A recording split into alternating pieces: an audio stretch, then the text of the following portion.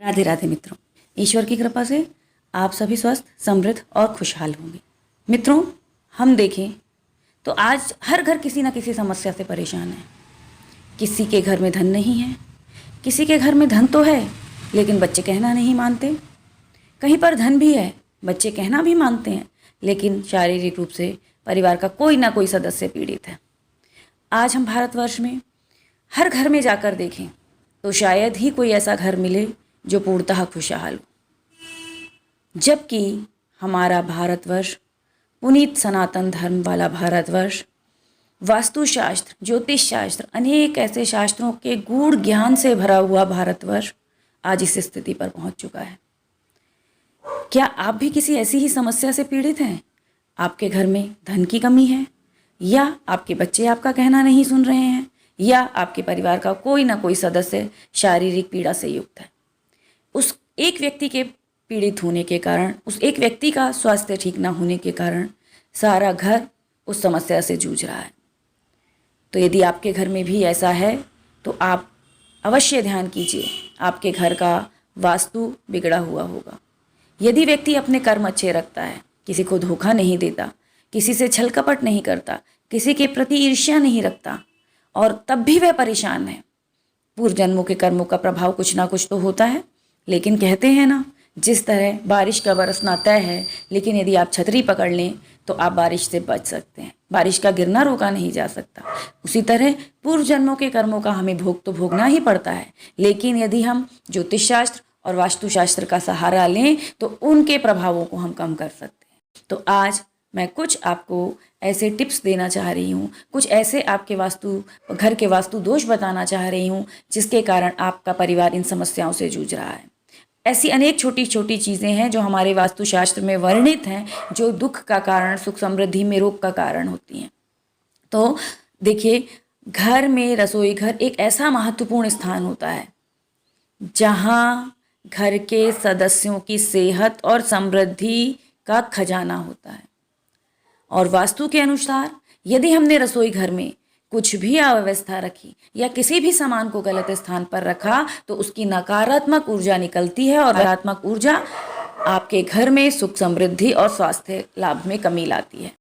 घर की छोटी सी वस्तु है चकला बेलना, और हर घर में यह वस्तु होती है। तो ध्यान से सुनिए, कहीं आप भी तो यही गलतियां नहीं कर रहे जिससे आपके घर में सुख समृद्धि एवं स्वास्थ्य लाभ में कमी है। चलिए मैं आपको बताती हूँ कि रसोई में चकला बेलना का स्थान क्या है, उसे किस स्थान पर रखना चाहिए, उसे किस स्थिति में रखना चाहिए, और ये चकला आपको किस तरह स्वास्थ्य और सुख समृद्धि प्रदान कर सकता है। ये एक महत्वपूर्ण वस्तु है कि रसोई की, और हर घर में यह उपस्थित होती है। इसका रख रखाव यदि ठीक नहीं है तो घर में वास्तु दोष उत्पन्न होने लगता है। अब हमें करना क्या है, किन किन बातों का ध्यान रखना है, हम ये जान लें। इसको चकला बेलने को लेकर क्या नियम हमारे शास्त्रों में वर्णित हैं, और तो किन बातों का आपको ध्यान रखना है, ध्यान से सुने। सबसे पहली बात, वास्तु के अनुसार जब आप चकला बेलना खरीदने जा रहे हैं तो बिल्कुल ध्यान से ये याद रखें कि उस दिन मंगलवार या शनिवार नहीं होना चाहिए। जी हाँ, मंगलवार और शनिवार को कभी भी आपको चकला बेलना नहीं खरीदना है। यदि आप अपनी बिटिया की शादी के लिए भी खरीदने जा रहे हैं तो ध्यान रखिए उस दिन मंगलवार या शनिवार ना हो सके तो चकला सफ़ेद संगमरमर का या लकड़ी का खरीदें। चकला खरीदते समय अब आपके दिमाग में आ रहा होगा, यदि मंगलवार और शनिवार को नहीं खरीदना तो किन दिनों में खरीदा जाए। तो शेष सभी दिन चकला खरीदने के लिए शुभ है। उसमें यदि बुधवार आ गया तो विशेष फलदायी होता है। धन्य धन की आपके घर में कभी कमी नहीं होगी यदि आपने अपने चकले को चकला और बेलना बुधवार को आप खरीद कर लाए। चकला बेलना खरीदने के पश्चात उसे बिल्कुल मान इज्जत के साथ आपको अपने किचन में रखना है। कभी भी चकले को रखते समय इस बात का ध्यान रखना है कि चकले को कभी भी आपको उल्टा करके नहीं रखना। उल्टा करके रखने के साथ ये भी ध्यान रखना है कि कभी भी आपका चकला बेलना आटे के डब्बे या अनाज के डब्बों के ऊपर ना हो, उसे एक विशेष स्थान दिया गया हो। चकले को हमेशा रोटी बनाने के पश्चात, पूड़ी बनाने के पश्चात, या जब भी आपने उसे यूज़ किया है उसके पश्चात उसे धोकर साफ सुथरा करके पोंछकर अपने स्थान पर रखें। चकले को हमेशा खड़ा रखें, कभी भी लेटा कर ना रखें। केवल रोटी बनाते समय आप उसे लेटाएं।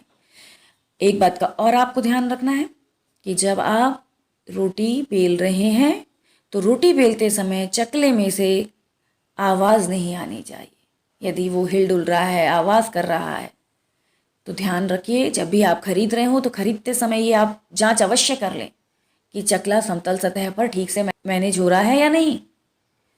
और यदि फिर भी बाई चांस वहाँ पर आपने चेक किया और ऐसा होता है कि चकला वैसा आ गया कि आप बेल रहे हैं तो आवाज़ आ रही है, तो उसके नीचे कोई कपड़ा बिछा लीजिए। चकले को में रोटी बेलते समय यदि आवाज़ आती है तो इससे आपके रिश्तों में मधुरता ख़त्म हो जाती है, रिश्तों में कड़वाहट आने लगती है। और एक बात का और ध्यान रखना है, यदि आपके चकला बेलन में कोई भी खंडित है, चकला बेलन का नीचे का गुटका टूट गया है या बेलन का थोड़ा भाग कुछ खराब हो गया है, तो ऐसे खंडित चकले बेलन से कभी भी रोटी ना बनाएं। इससे आर्थिक नुकसान तो होगा ही होगा, लेकिन आपके घर के सदस्यों पर नकारात्मक प्रभाव भी पड़ता है उनके।